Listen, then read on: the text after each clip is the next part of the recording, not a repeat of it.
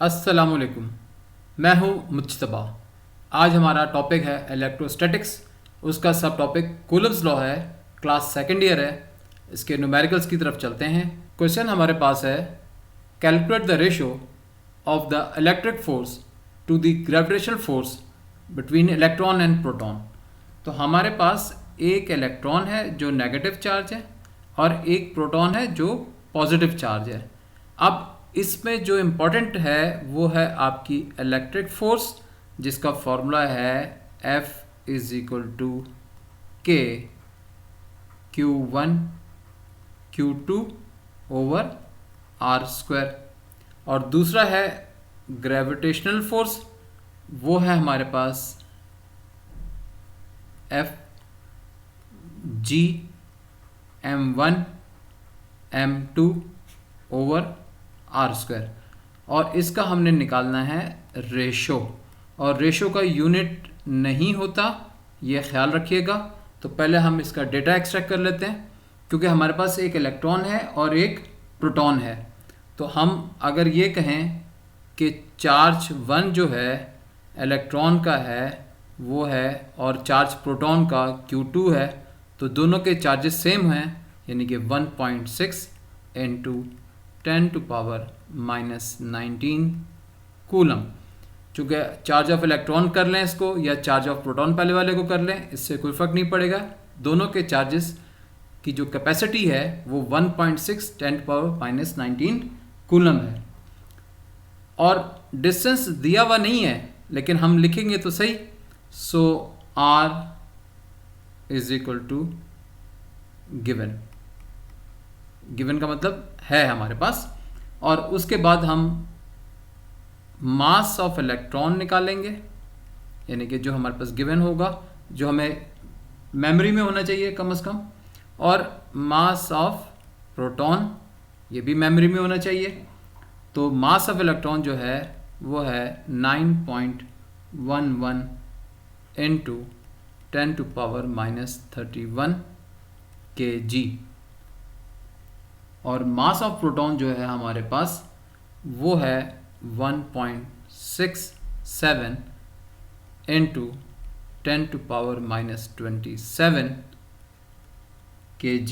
जो हमारे पास k की वैल्यू है इलेक्ट्रोस्टैटिक फोर्स में वो है 9 इंटू 10⁹ न्यूटन मीटर स्क्वायर पर कूलम स्क्वायर। और जो ग्रेविटेशनल कांस्टेंट की वैल्यू है वो है 6.67 इंटू 10⁻⁻11 न्यूटन मीटर स्क्वायर पर केजी स्क्वायर। तो ये डेटा हमने एक्सट्रैक्ट इसलिए किया कि हमारे पास जो सवाल में है वो रेशो निकालना है, और हमें मालूम है कि चार्जेस की जो कैपेसिटी है, इलेक्ट्रॉन की हो या प्रोटॉन की हो या रिपल्सिव हो या अट्रैक्टिव हो, वो चार्ज की जो कैपेसिटी है वो 1.6 10⁻⁻19 कूलम है। और दोनों का डिस्टेंस गिवन नहीं है, तो हमने गिवन इसलिए लिख दिया कि क्योंकि दोनों सेम डिस्टेंस के ऊपर होंगे और उसका रेशो निकालना तो कैंसिल आउट हो जाएंगे। तो हमारे पास है F इलेक्ट्रिक फोर्स, चूँकि ये वेक्टर क्वांटिटी है, अपॉन ग्रेविटेशनल फोर्स, ये भी वेक्टर क्वांटिटी है।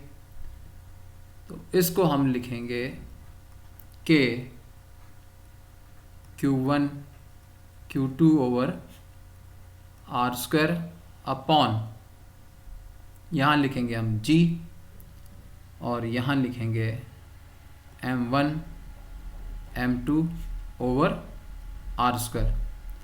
अब सिंपल ये है कि आर स्क्वायर कैंसिल आउट हो जाएगा, तो हम यहाँ पे is equal to 9 into 10⁹ into 1.6 into 10⁻⁻19 the whole square. Charge of electron and charge of proton are same, तो उसका स्क्वायर ले लेंगे और नीचे लिखेंगे gravitational constant 6.67 into 10⁻⁻11 into mass of electron और mass of proton 9.11 into 10⁻³ into 1.67 into 10⁻27।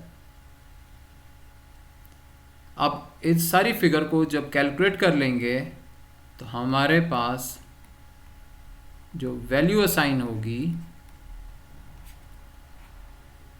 यानी कि रेशो है electrostatic force towards gravitational force, वो हमारे पास आ जाएगा 2.27 इंटू 10⁻39।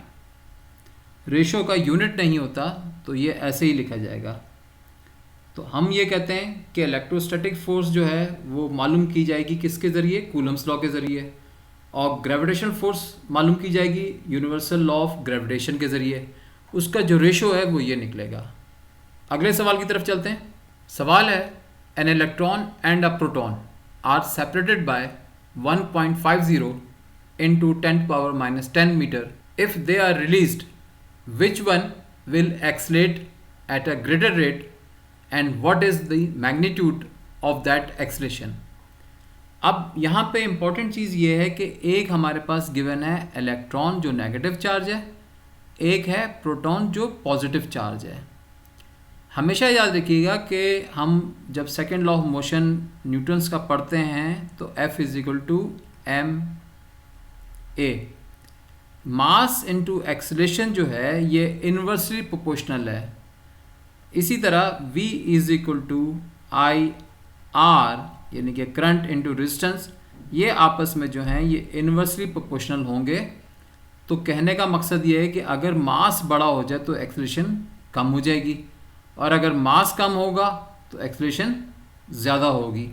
तो इस जगह से कि वो कहता है which one will accelerate at a greater rate, तो हमें ये मालूम चल जाएगा कि एक्सेलरेशन जो है वो किसकी ज़्यादा है, जिसका मास ज़्यादा है या जिसका मास कम है। तो अल्टीमेटली इलेक्ट्रॉन एक ऐसा पार्टिकल है जिसका मास प्रोटॉन की निस्बत कम है, तो वो एक्सेलरेट भी ज़्यादा करेगा। तो एक तो हमें यहाँ पे क्लियर कर लेना चाहिए, और वो साथ में ये कहता है व्हाट इज़ द मैग्नीट्यूड, नतीजा क्या निकलेगा ऑफ दैट एक्सेलरेशन, यानी कि एक्सेलरेशन कितनी होगी। तो पहले तो सवाल हल करते हैं कि क्या क्या चाहिए। तो हमारे पास एक हमें चाहिए चार्ज ऑफ इलेक्ट्रॉन और चार्ज ऑफ प्रोटॉन। तो हम यहाँ लिख सकते हैं Q1 = Q2, क्योंकि दोनों के चार्जेस सेम हैं, 1.6 इंटू 10⁻19 कूलम। और हमारे पास जो रेडियल डिस्टेंस है R, वो है 1.50 इंटू 10⁻10 मीटर, और K की वैल्यू हमारे पास है 9 इंटू 10⁻9 न्यूटन मीटर स्क्वायर पर कूलम स्क्वायर। हमें मालूम क्या करना है, इलेक्ट्रोस्टैटिक फोर्स मालूम करनी है। तो पहले हम वो निकाल लें। तो फॉर्मूला जो अप्लाई करेंगे वो FE = K Q1 Q2 over R²। Placement कर लेते हैं। K की वैल्यू 9 इंटू 10⁻9 इंटू 1.6 इंटू 10⁻19, क्योंकि इलेक्ट्रॉन प्रोटॉन के चार्ज सेम है तो उसका स्क्वायर कर लेंगे, over 1.50 into 10⁻10 the whole square. अब इसको हम कैलकुलेट कर लेते हैं। तो हमारे पास कैलकुलेशन से जो जवाब आएगा वो आएगा 10.24 इंटू 10⁻9 न्यूटन। अब हमने जो सवाल हल करना है वो है एक्सेलरेशन का। तो फॉर्मूला सेकंड लॉ का है न्यूटन्स का, F = ma, और मास हमारे पास इलेक्ट्रॉन और प्रोटॉन का मौजूद है जो हमें मालूम होना चाहिए, लेकिन इसमें इलेक्ट्रॉन का जो मास है वो कम है। तो हम प्लेस करेंगे एक्सीलरेशन = फोर्स कितनी है 10.24 × 10⁻⁹ ओवर मास ऑफ इलेक्ट्रॉन जो है 9.11 × 10⁻31। सो A = 1.12 × 10⁻22 मीटर पर सेकंड स्क्वायर। तो ये हमारे पास एक्सीलरेशन का मैग्नीट्यूड भी आ गया, और ये हमने पहले तय कर लिया था कि मास किसका ग्रेटर होगा। अगर मास ग्रेटर होगा तो एक्सीलरेशन कम होगी, अगर मास लाइटर होगा तो एक्सीलरेशन उसकी ज़्यादा होगी, और कंपैरिजन में प्रोटॉन और इलेक्ट्रॉन में इलेक्ट्रॉन का मास कम होता है तो अल्टीमेटली ज़्यादा एक्सीलरेट करेगा। तो इस तरह हम इसका जवाब निकाल सके। आगे चलते हैं। क्वेश्चन हमारे पास है, 2 small plastic spheres each have mass 2.0 gram and a charge of -50 nanocoulomb. They are placed 2.0 centimeter apart, center to center. यानी उनका जो डिस्टेंस है वो है, ये स्फेयर है और ये स्फेयर है। तो सेंटर टू सेंटर का मतलब हुआ कि यहाँ से इस सेंटर तक का डिस्टेंस है, और वो है 2 centimetre. Part A, what is the magnitude of the electrostatic force on each sphere. B, by what factor is the electric force on a sphere larger than its weight. तो हमारे पास पहले data में हम ये देख लेते हैं कि यहाँ पे जो गिवन है वो है मास, वो है 2 ग्राम, 2.0 ग्राम = 2 एज इट इज़ लिखेंगे, kg में कन्वर्ट करेंगे तो -3 कर देंगे kg। और हमारे पास जो चार्ज है वो है 2 मासेस का, और वो है -50 नैनोकूलम। तो चूंकि दोनों पे चार्ज एक ही है तो Q1 = Q2 = 50.0 × 10⁻⁹ कूलम। तो 10⁻⁹ नैनो कहलाएगी, ये प्रीफिक्स है।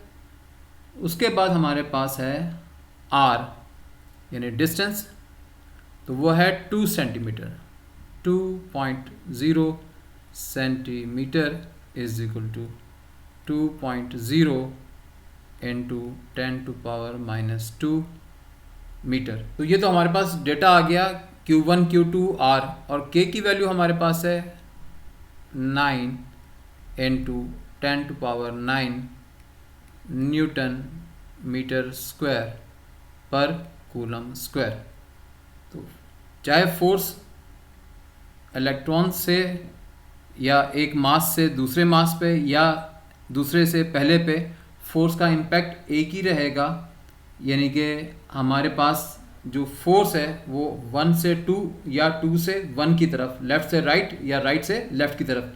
तो कूलम्स लॉ अप्लाई करेंगे, F = K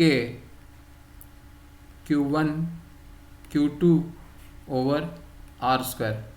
वैल्यूज़ को प्लेस कर देंगे, 9 × 10⁻⁹ × 50.0 × 10⁻⁹ the whole square over 2.0 × 10⁻⁻2 metre the whole square.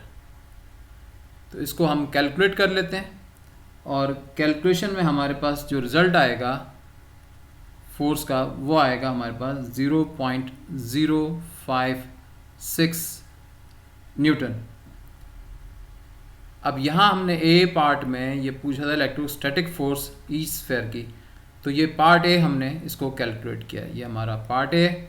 Part B में कहता है bye what factor is the electric force on a sphere larger than its weight. तो wait, अब ये बेसिकली रेशो है, तो वेट से क्या मुराद है, W is equal to mg। तो मास हमारे पास जो भी गिवन हो, लेकिन ग्रेविटी का जो सिंबल है हमेशा याद रखिएगा वो इटैलिक लेटर्स में लिखा जाता है। क्यों? क्योंकि ग्राम स्ट्रेट जी है और इटैलिक जी जो है वो ग्रेविटी के लिए इस्तेमाल होता है ताकि वो क्लियरिटी रहे। अब यहाँ पे कहता है बाय व्हाट फैक्टर, तो वो क्या है, हम ये कह सकते हैं द रेशियो ऑफ द